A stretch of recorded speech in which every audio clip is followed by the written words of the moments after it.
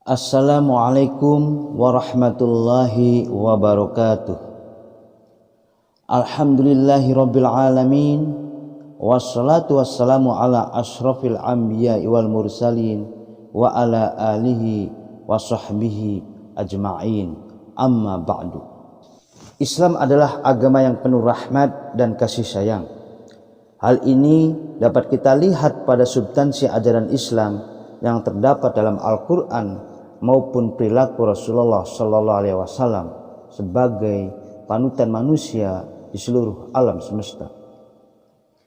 Dengan adanya sifat saling mengasihi, maka akan tercipta kedamaian dan ketentraman di tengah-tengah masyarakat. Sudah maklum bagi kita sebagai warga Indonesia, tidak semua warganya menganut agama Islam. Indonesia adalah negara yang kaya akan perbedaan, dari mulai budaya, adat istiadat, bahasa hingga agama. Dari sinilah muncul semboyan yang sudah sangat melekat pada diri kita, yaitu Bhinneka Tunggal Ika. Meskipun berbeda-beda, tetapi pada hakikatnya bangsa Indonesia tetap satu kesatuan. Ya, sikap toleransilah yang menyatukan kita sehingga bisa hidup bersama di tengah-tengah keragaman manusia.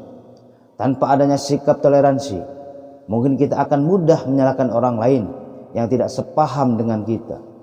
Lebih dari itu, bahkan dapat menyebabkan adanya peperangan dan kekacauan di tengah-tengah masyarakat. Bagaimana tidak toleransi adalah nilai ajaran dari agama Islam itu sendiri. Sedang Rasulullah SAW bersabda di dalam hadisnya yang diriwayatkan oleh sahabat Ibnu Abbas radhiyallahu anhu. An Ibni Abbas qala qila li Rasulillah sallallahu alaihi wasallam ayul adyani ahabu ilallah qala al hanifiyya samha.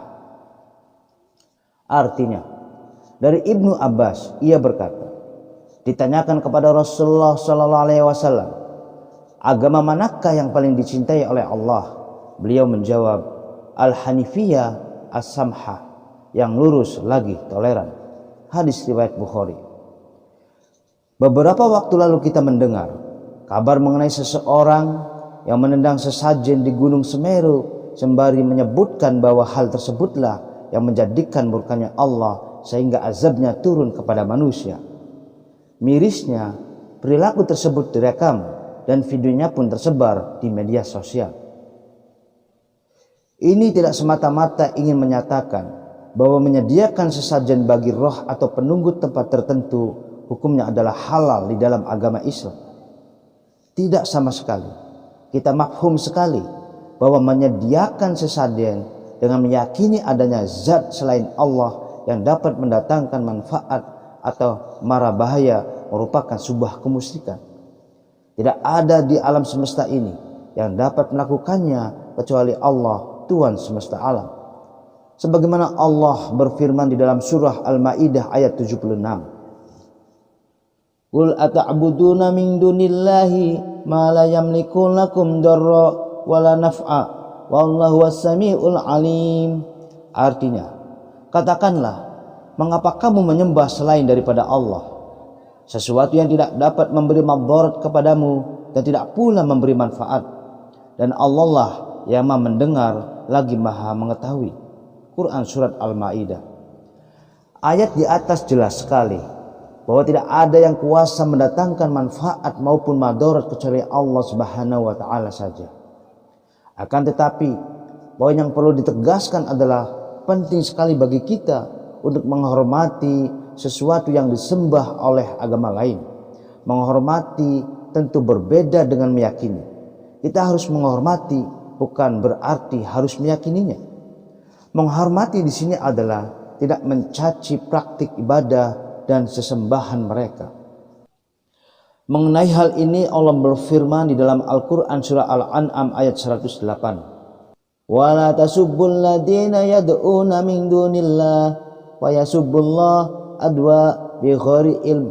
Adzalika zayanna likulli ummatin amaluhum summa ila rabbihim marji'uhum fayunabbi'uhum bima kanu ya'malun. Artinya, Dan janganlah kamu memaki sesembahan yang mereka sembah selain Allah, karena mereka nanti akan memaki Allah dengan melampaui batas tanpa dasar pengetahuan.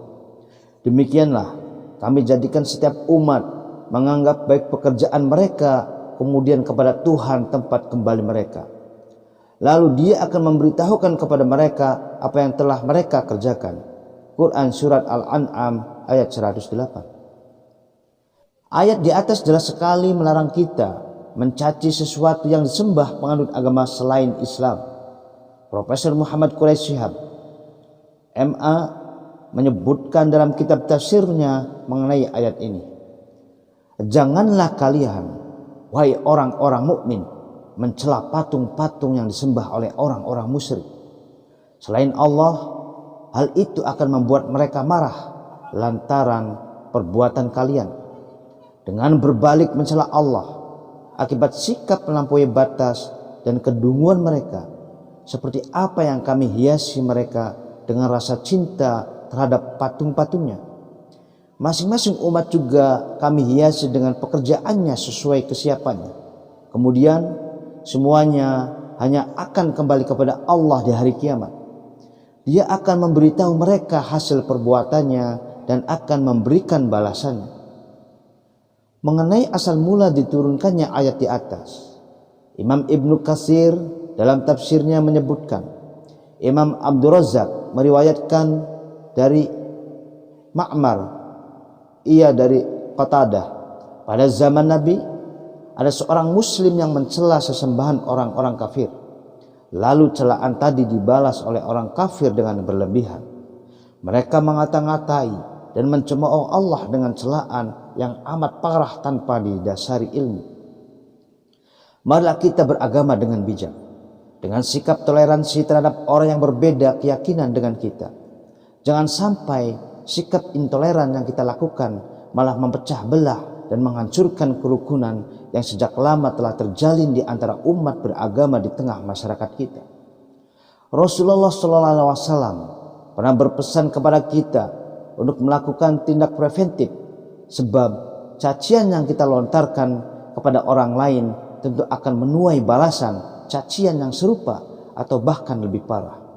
Nabi SAW pernah menggambarkan sebab akibat dari perilaku caci maki dalam sabdanya, yang artinya,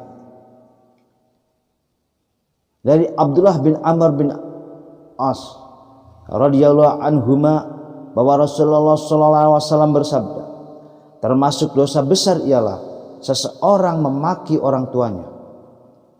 Ada seseorang bertanya, mungkinkah ada seseorang yang memaki orang tuanya sendiri? Beliau bersabda, ya, ia memaki ayah orang lain. Lalu orang lain memaki ayahnya, dan ia memaki ibu orang lain, lalu orang itu memaki ibunya. Muttafaqun alaih. Cukup sekian, semoga bermanfaat. Wassalamualaikum warahmatullahi wabarakatuh.